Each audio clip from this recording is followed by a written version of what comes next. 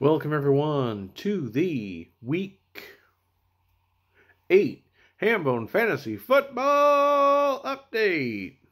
Sorry I was getting a little late on this one. I had my notes written and I just hadn't gotten around to recording. So, let's get to some highlights. Let's see. Where to start? Let's start with my Burger Kings.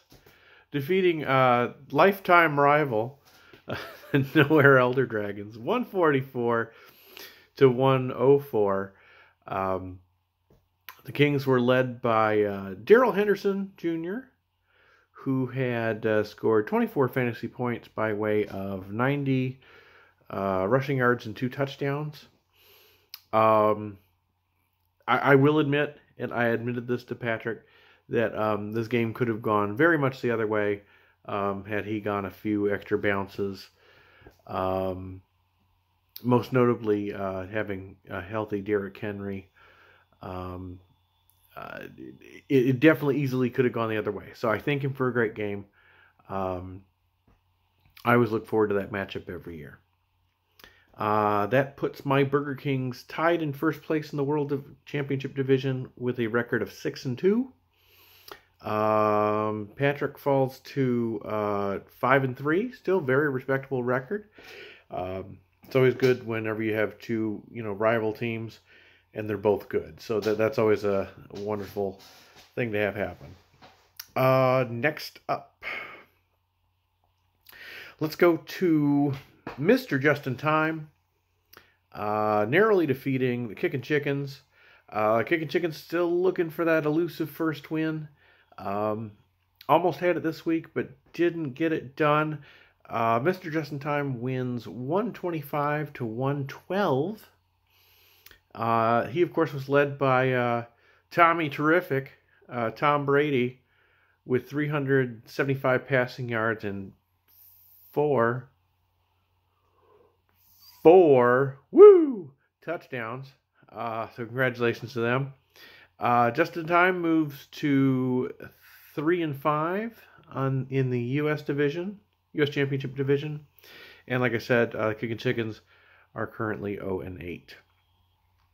And see, finally up in with regards to highlights, another very close victory for Team Bears. Congratulations to them.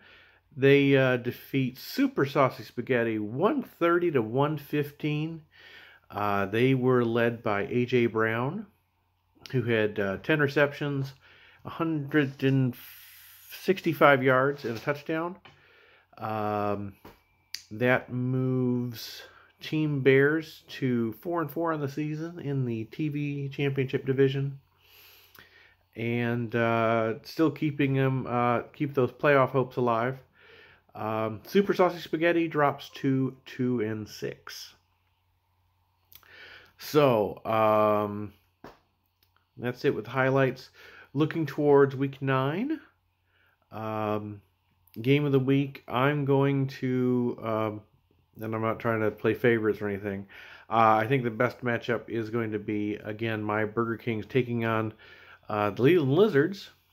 Like I said, my Kings are tied for first place in the World Championship Division with a record of 6-2 against the Leland Lizards, who are tied for first in their U.S. Championship Division with records of 5-3.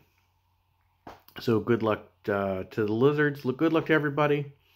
Looking towards, we're in the second half of the season, and we're starting to think about playoffs. Currently, the playoff cut line is a record of 4-4. So if the playoffs were today, anybody with 4-4 or better would be in.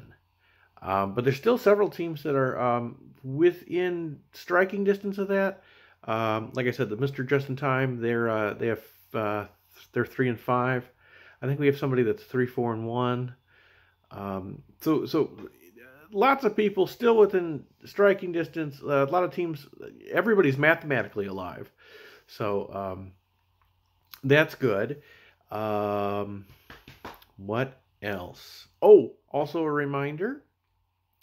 I don't know if we've talked about it in the past, but or at least recently this year, we do have a kind of a soft trade deadline coming up. Our normal hard line where you cannot trade afterwards is at the end of the regular season. We're allowed trades through the regular season. When we get to playoffs, no more trades. However, um, as an effort to avoid people dumping players and whatnot, after week 11, so the final 3 weeks of the season, any trades that are proposed do require league-wide approval. So just as a reminder, between now and week 11, you can still make trades if you so choose. And I don't know if you noticed the mobile app has an assistant um, program where it actually uses the IBM Watson system to figure out the best possible trades. I tried it out this week, sent out a trade request. I haven't heard back yet, but I think it would be kind of cool to at least help navigate something that was equitable for everybody. You can put in which positions you want to help and all that stuff. So try that out. If you get a trade from me, have a look at it. Appreciate it.